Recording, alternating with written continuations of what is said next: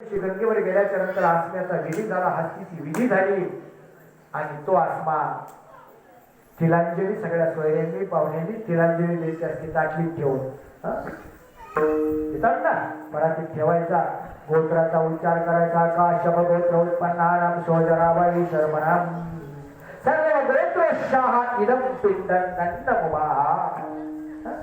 तिलांजली अंगठ्याने दिली, अंगठी आणि तिलांजली दिली, सगळे पाया पडले, तो आसमा उचलला, कमरेच्या पाण्यामध्ये गेला, उभा राहिला पाठीमागे असा पूर्वेकडे पश्चिमेकडे तोंड करून आणि पश्चिमेकडे तोंड करून तो आसमा असा घ्यायचा आणि आसमा असा घेतल्यापासून गंगेचा असा पाठीमागून फेकून द्यायचा। तोपर्यंत सगळा विधी झालेला असतो आदिवासी पहिल्या दिवसाच्या पिंडापासून शरीर निर्माण होते। गरुड पुराणाने सर्वात सर्व पिंड सांगितली, पण आपल्या अभावानं आपण एक दिवशी पहिल्या दिवसापासून 11व्या दिवसापर्यंत पिंड करत असतो आणि म्हणून शरीर पूर्ण निर्माण झालेलं असतं आणि आसम्याच्या माध्यमामधून तो जीव आता 10व्या दिवसापासून चालायला लागतो।